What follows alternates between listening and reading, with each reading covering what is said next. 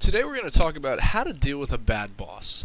And this is a really important topic because for anyone entering the workforce throughout their life and career, research has shown that it's almost inevitable that one will come across a bad boss. But how bad are bosses really? Well, according to a study conducted by psychologist Michelle McQuaid, 65% of Americans have revealed that firing their boss would actually make them happier than a salary increase. Of the respondents to Michelle's study, 55% say that they would be more successful if they got along with their supervisor. Furthermore, in a 2016 Monster Global poll, which drew from almost 3,000 employees, 35% said that their boss is, quote, horrible. Of these respondents, over 50% of them rated their boss as either a 1 or a 2 on a 5-point scale, with 1 being horrible and 5 being excellent.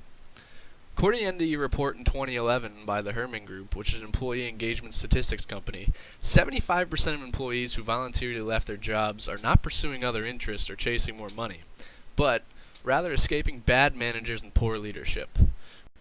What these various statistics prove is the well-known quote that people don't leave bad jobs, but rather they leave bad bosses. Knowing that most people will eventually run across a bad boss, we've devoted our time to educating individuals on how employees can better manage the experiences with their bosses. One of the first steps to manage your boss is to understand their personality type and leadership styles. Contrary to what some may believe, our bosses are human and can be divided into two groups as either a reader or a listener, according to the American Institute of Public Accountants.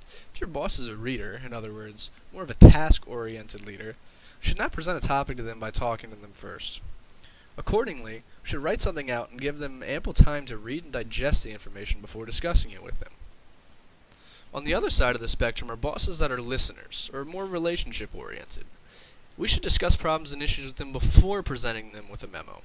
What's important is to accept the fact that our bosses are set in their ways, and it is our responsibility to get them to respond to our needs. It's important to note, though, that our bosses are not mind readers. Communication is key. Your boss will never know how you really feel unless you tell them. Set up a time to sit down and have a one-on-one discussion with your boss about what is bothering you. Why is it stopping you from achieving your goals?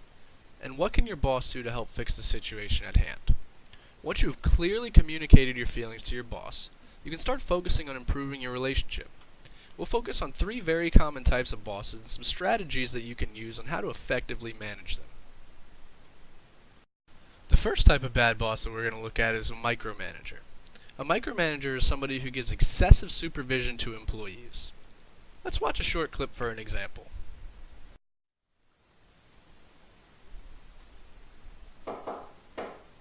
Yeah, come in. Eric, how's it going? Hey boss, how you doing? I'm doing pretty good. You working on the project I gave you the other day? Yeah, I'm just starting to work on the spreadsheets a little bit. Why are you starting with the spreadsheets? I just think that's where I should probably start. I mean, No, that's it. what you wanna do is you wanna start doing the research first. But I think the spreadsheets, I mean, that's the way I did it in my last position. I think that's the way it should go. Well, because I'm the boss, I think that we should probably kind of start with the research first and then do the spreadsheets.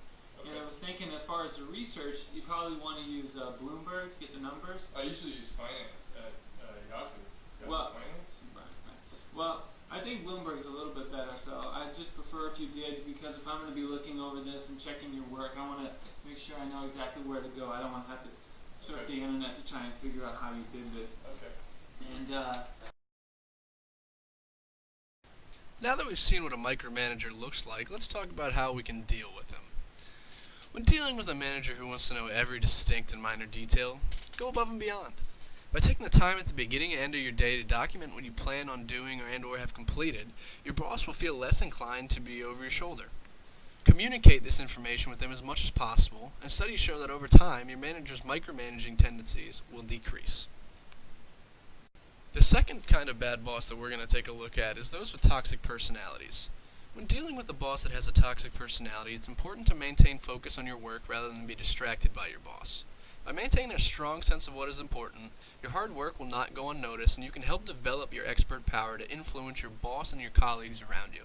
It is important that you choose your battles wisely with these individuals.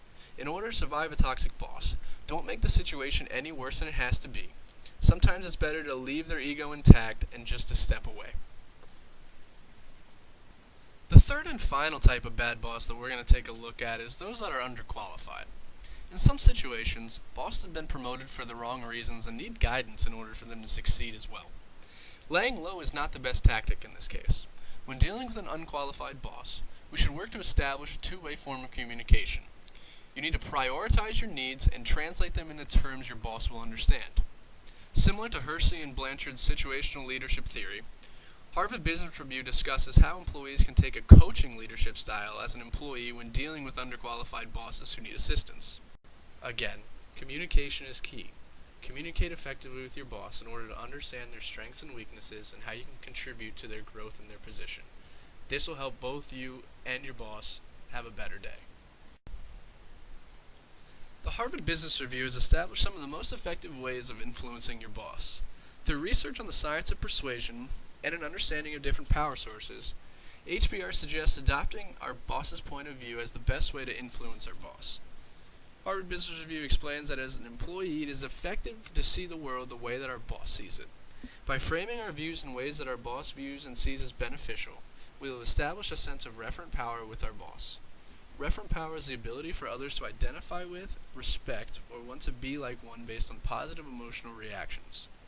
Harvard Business Review further explains that by adopting to our boss's point of view, we are playing to two shortcuts, reciprocity and liking, which according to the science of persuasion, help guide our behaviors.